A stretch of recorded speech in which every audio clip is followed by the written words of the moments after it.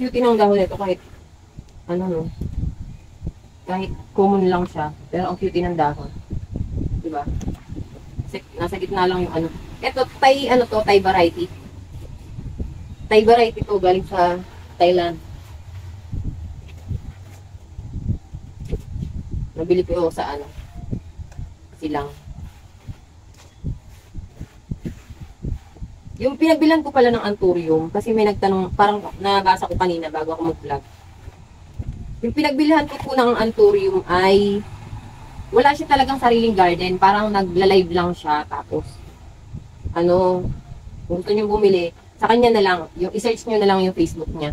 Kasi hindi ko rin alam yung ano eh, nagla-live lang kasi siya dun. Hindi ko rin alam yung pangalan ng garden. Nakikilive lang siya, parang ganun. Napunta lang siya sa garden, tapos nagla-live lang siya. I-search nyo lang Miss A, Murang Halaman. Lagi ako nabili dun sa kanya. Next natin ito, tanggalan natin isang baby.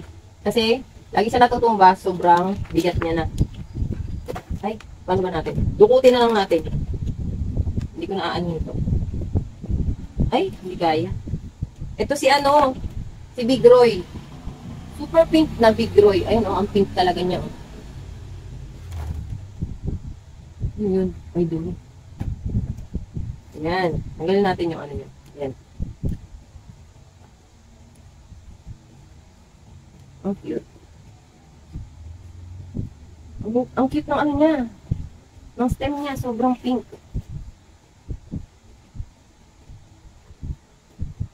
Wala. Ang lalim pala. Ang lalim pala niya, babe. Baka maano ako. Bupitin ko na lang.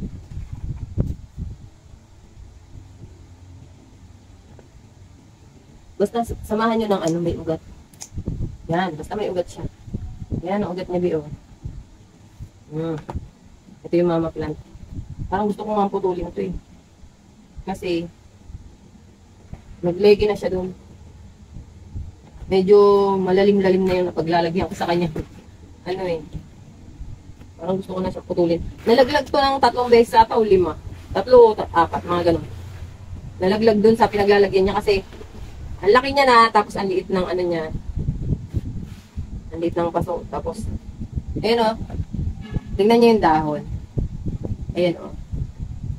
Ang cute ng dahon niya. Kahit nalaglag na siya, nag-heal. Para siyang peperomia, nag-heal lang siya. Tapos buhay na siya ulit. Ayan o. Ayan o, buhay na siya ulit. Ang ganda diba ng dahon niya o. Pinky-pinky talaga siya.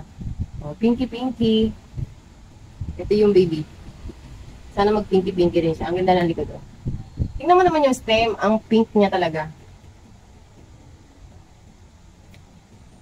Tapos, lipat natin ito. Kasi, ang dami ng ano. Marami akong naiisip na i-propagate. Tapos, nung nandito na ako, nung nakaraan, o kagabi pala, ay! Ang taba o, may baby na o. Sino to? Si Super Bang. Nalaglag lang siya. Galing dun sa taas. Saan natin nalagay? Dito na lang. Mabubuhay yan. Si Super Bang. Isa yan sa pinakamadaling i-propagate na succulents na kaalagaan. Si Super Bang. Sabi ko, pagka nagkaroon kami ng malaking bahay, marami akong Super Bang na bibili, ilalagay ko sa garden. Kasi gandang-ganda ako sa kanya. Nagba-violet yan siya, si Super Bang. Ayan. Ganda ng paso. Paso nga lang maduro. Diba? Cutie na siya. Tanggalan natin ang isang baby. Tapos, i-next natin ito. Succulents din to eh. Ay, ba't nandito siya? Nandito rin si Laxiflora, oh. Ang maganda kay Laxiflora, pagka direct sun ang nakukuha, pag ganyan, oh, papunta upward yung mga dahon, pa-upward. Pagka hindi direct sun, nakabagsak yung mga dahon niyan. Tsaka, yung dulong dahon niya, yung edge ng dahon niya ay, hindi siya violet na ganyan. Pagka hindi direct sun. Ang ganda rin niya. Laxiflora. Favorite ko rin yan sa succulent. Layo na ano pag ating mix ah.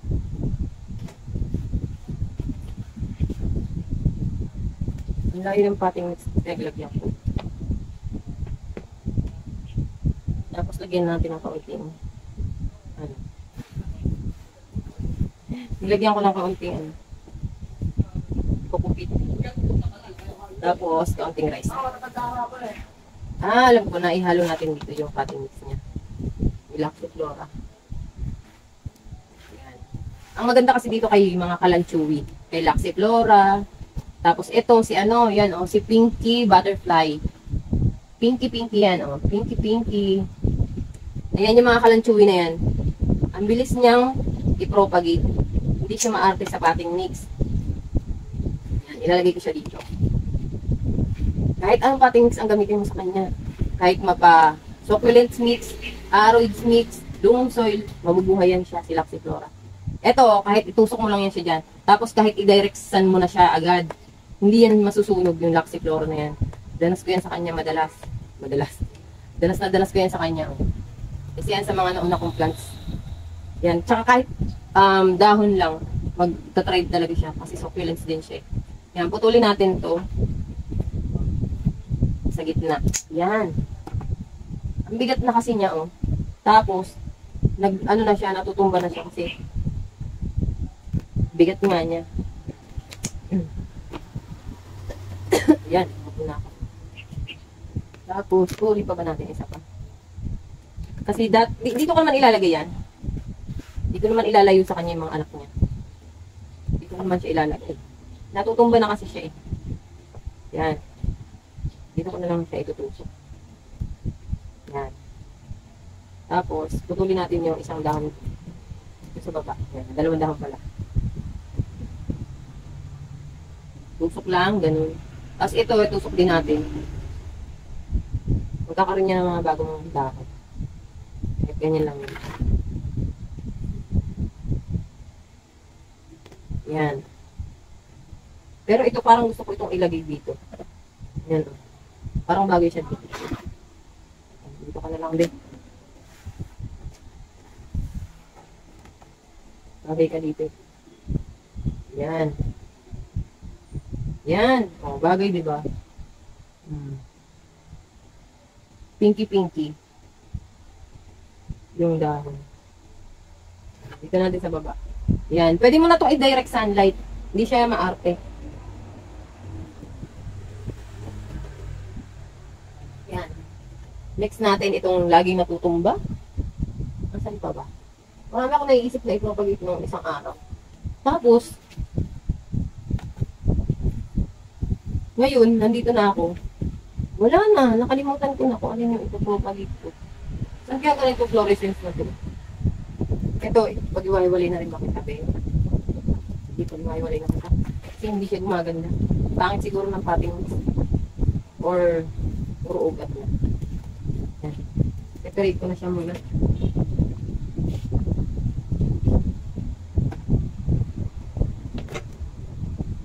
Yan, dito ko ilalagay. Yan. Pinagtanggalan ko ng separate natin siya ng 3. Dami niya kasing ugat. Yung kalateya din kasi pumapangit pagka masyadong maraming ugat. Hindi na sila makahinga. Ayan. Ayan, oh. Carry lang. Tapos gusto nila yung medyo may putik-putik. Si kalateya. Tapos medyo may bato-bato. Buhangin, ganun. Ilalagyan ko itong buhangin. Ating mix na itong kalateya. O, diba? Ang ganda na niya. Eto, gustong-gusto ko rin to kasi nagpe-pray talaga siya ng bongga-bongga. Nakaganon siya ako pagpahapon na. Pero pagkatanghali, nakabukang-kang talaga siya. Ang ganda. Tapos ito, madadalaw pa natin. Ang ganda pag may ganito. Malabas na dahon niya, di pa ganyan. Ito, yung ano na to, Stromanta. Stromanta, ano nga to, tawag po dito? Mas maganda siya sa pangalang tricolor. Mas doon siya sikat. Yan o. Stromante pala. Stromante ang tawag sa kanya. Hindi ko pa siya nakikita ang nagbulaklak. Unlike dun sa mga rosy, ganon. Mga doti. Namulaklak siya. Ito hindi ko pa nakikita na kagan. Ang ganda. Ganda niya sa white pot. Ganda niya sa white pot. Dumi nga lang ng pot kasi ang kamay ko. Alam mo na. Dito ko lang ilagay. Sa block. Saka masyado malaki.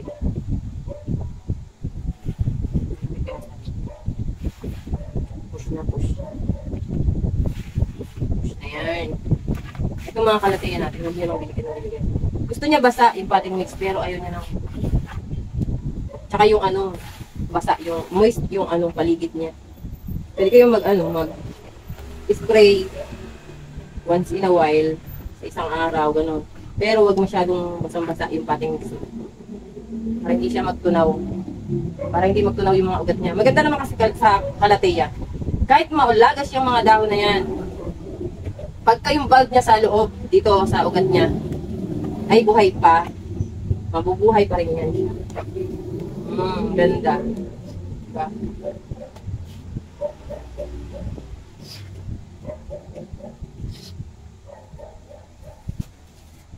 Meron pa ako ditong isa pa. Oh.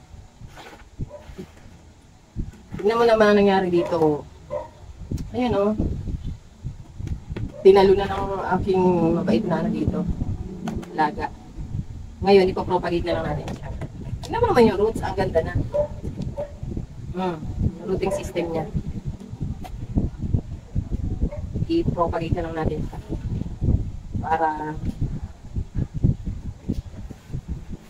Para mag-ano pa siya.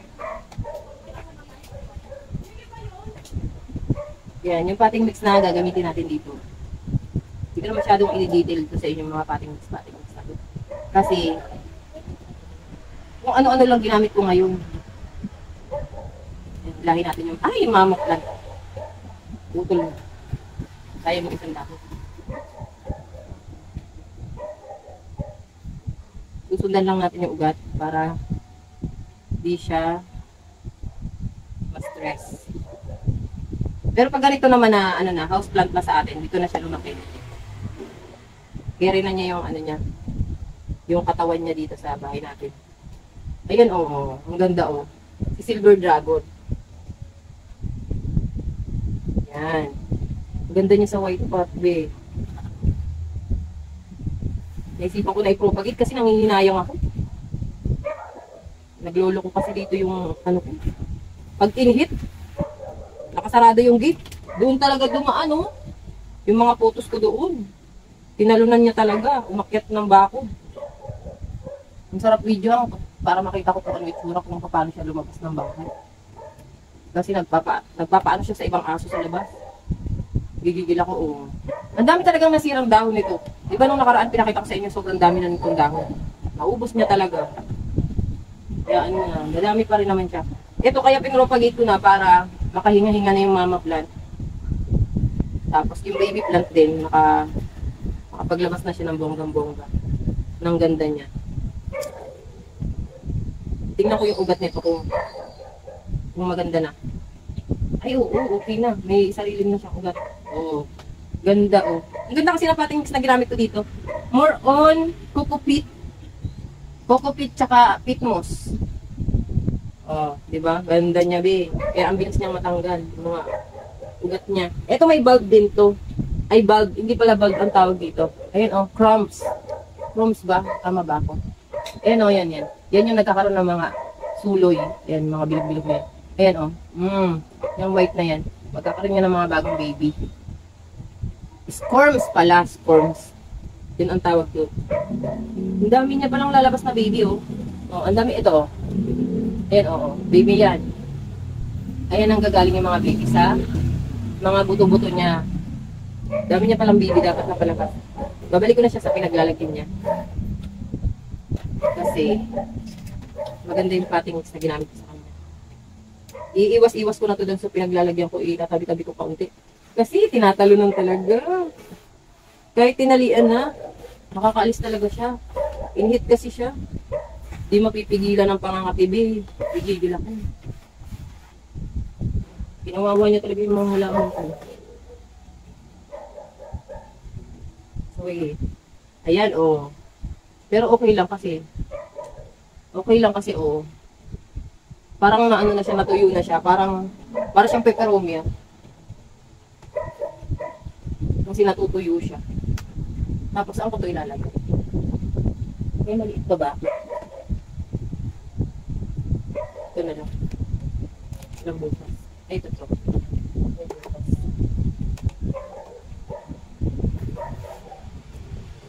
Yan. Diba mag-isang oras na ata tayo mag-repack dito?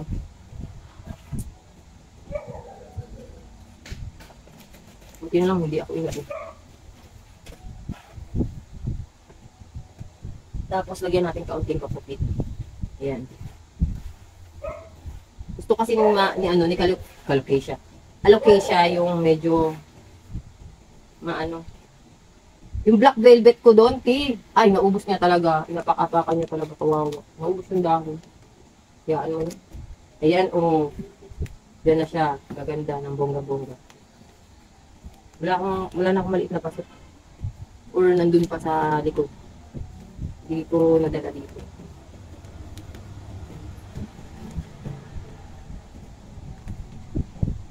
Wala, ang ganda. Kahit ganyan siya, ang ganda niya. Ang dami pa ng mga baby nun. Maglalabasan. Tapos, next natin tong zebra. Ay, zebrina. Ang ganda rin ito ni zebrina. Ganda na ng routing system nito. Kung nakaraan ko pa ito gusto i-propagate kasi ang bigat-bigat ng ano niya, ating mix niya. Alam ko ang hinalo ko dito. Kasi ang bigat, sabi ko bakit ganun ang bigat. Hirap na hirap akong ilipat siya.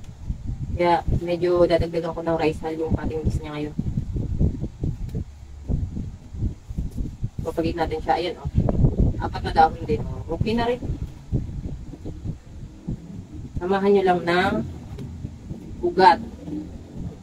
Silipin natin yung ugat. Ayan, oh, may ugat na siya dito. Dito natin siya putulin. Yan. Ayan. Oh. Diba? Dugyot na ng kamay natin. Yan talaga pagka naghahalaman. Walang arte-arte yan, be. Kahit na... Ayan talaga yung ano, yung... Alam nyo yung nakakapagpa-relax sa atin. Nabasa ko yun sa ano eh, sa libro.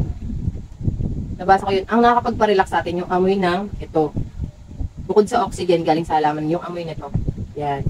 Kaya pagka naghahalaman ka, relax ka, mas bumabata tayo pag naghahalaman tayo. Ganun. Mas nakakabata yung paghahalaman. Unlike sa kaka-Facebook. May stress ka lang sa Facebook, eh. Kaya minsan lang ako mag-Facebook. Kasi, na-stress ako sa Facebook. Ang daming mga fake news. Hindi totoo. Yan, oh, diba? O, sakto na siya sa pasunod. Tinantang tinapropagate ko na sa ngayon. Dito na nilagyan.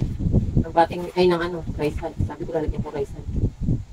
Itong babies na lang lalagyan ko. Oh, sino ka dyan? Ganda ni Sabrina. Yan, medyo may putik-putik yan, tsaka ano yung cutting mix. Ano tawag doon? Tamis, tsaka ang tawag doon, buhangin. Yan. Tapos lalagyan ko ng kaunting rice hull. Yung baby niya. Para medyo makahinga siya. Yan.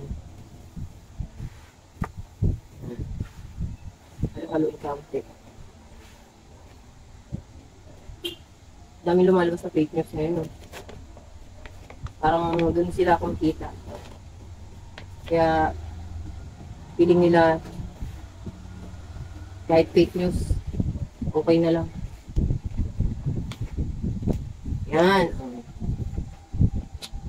Sino ka dyan? Mga siguro after nito, didiligan ko sila mga after 3 to 4 days or 1 week pagka hindi umulan. Pero pag umulan, hindi ko na sila didiligan. Yun na yung pinakalilig nila, yung ulan. Tapos, huwag nyo ito ilalagay sa ano ha. So, ganitong nagpupropagate tayo. Huwag muna dun sa mga maiinitan siya. Pero si ano naman, si Sabrina, hindi siya pwedeng painitan. Talagang gumanda siya dito sa akin sa ilalim ng mga silong, Sa ilalim ng mga, ano nga to? Ayan, di ba? Ganda. Sa ilalim ng mga malalaki kong ano, malalaki kong plants. Tapos, meron pa ako dito ito propagate. Meron pa ako dito ito propagate. Kaso nga lang sobrang laki niya. Hindi ko siya mabuhat. Wait lang, alisin ko muna. Baka matumbit.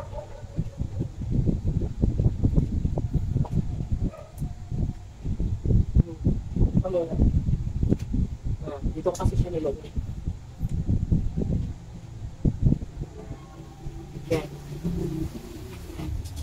Ito, sobrang laki na niya. Ito, wala, di nakita. Ayan o, si Jerry Horn.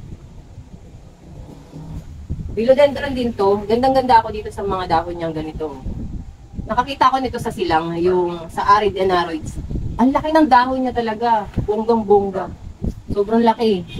Sobrang haba. Ito, ang laki na rin ito. Nakapull siya ng fern pole.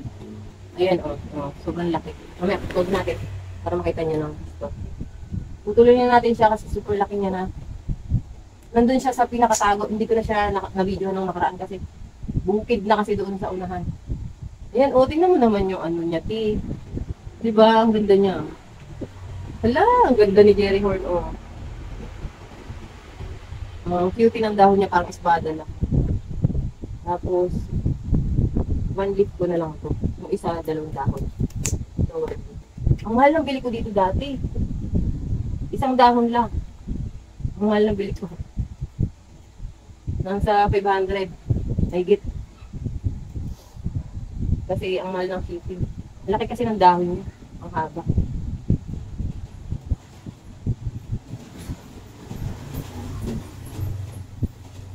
Ngayon, haba ng ugat ko. Diba, sinundan ko pa yung ugat. Iikot-ikot natin siya. Nakapropagate ko na rito ng nakaraan.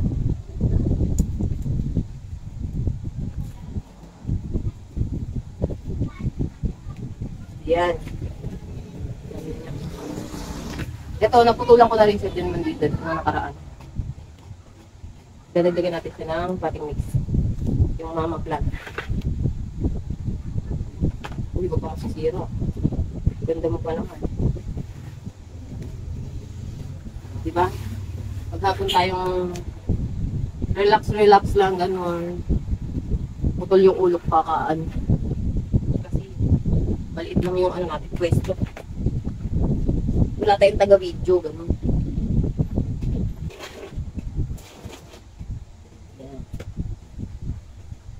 Buti wala tayong natatagpo ang ano. Malaking uod. Wala tayong uod na natagpuan ngayon.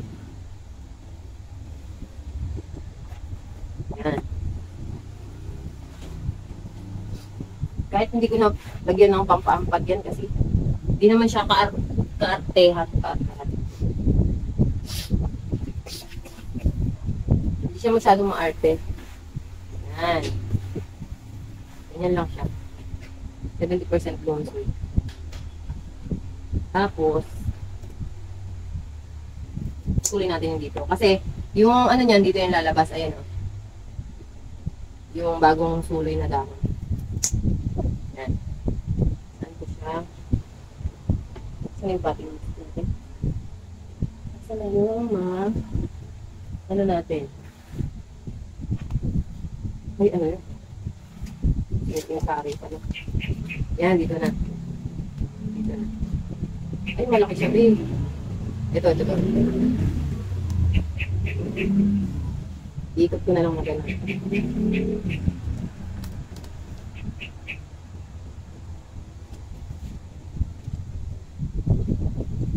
Lalakbay yung sa kari. Yan. Diba? May 1 leaf na tayo. Ito, kahit bumili ka ng 1 leaf nito, mabubuhayan ka, hindi siya mamamatay. Hindi siya maarte. Danas ko yan kasi 1 leaf ko lang ito nabili. Yun, ang ganda. Parang butterfly siya na humaba na. Ganda. Tapos, isa pa. Yung malaki, sa paso lang natin ilalagay. Ayun, sa paso na lang to kasi ang daming ugat. Saan pa yung iba kong paso? Wala ko ng paso. Kasi puro yung paso ko dito ay ano.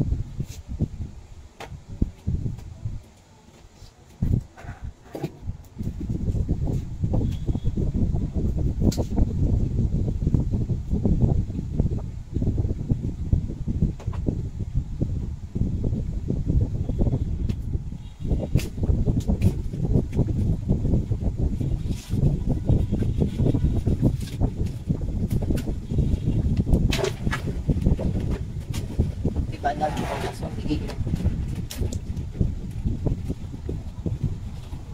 Pinagtanggalan ko kagabi ng order. Ayan, may ano pa. Tawag yan. May patting mix pa.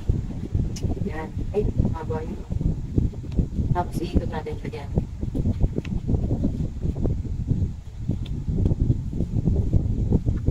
Tapos mga siguro mga ano to. Mga 2 weeks, tsaka siya magiging okay. Tapos, pag nakabuelo yan, pag nakabuelo na siya ng 1 dahon, 2 dahon, tsaka yan bibilis magkaroon ng mga maraming dahon. Isa to sa mga mabibilis magkaroon ng mga bagong dahon. Kaya kung gusto mong jungle feels, gano'n. Pwede to. Ayan, o. Ganda. Tapos itong isa, sa mabigat na pasok natin siya ilalagay. Kasi, ang ganda nitong pating mix na to. I dare you, be. Ganda ng pating mix na to. Mabubuhay ka talaga ng bonggang-bonggang. Chunky. Siguro arid yung pinaglagay ko ditong mga halip. Kaya medyo chunky. Yan. Yan. Mabubuhay ka ng gusto dyan. At magpakarami ka ng gusto dyan. Yan. O. Pak na yung ugat niya dyan. Kailangan mabigat yung paso na gagamitin mo. Tsaka kasi tumutumba-tumba to. Pag hinangin to, tutumbahan talaga. Sasayang yung dahon. Ilang dahon din na nasayang ko dito bago ako magpagpaganda ng dahon. Diba? Ganda o. So, ayun lang yung pag-ano natin, pagre-repat natin. Thank you guys sa pagsasama sa akin sa pagre-repat. Thank you guys for watching. Click niyo yung video na yan kung gusto nyo mapaganda ang mga plants nyo. Yan.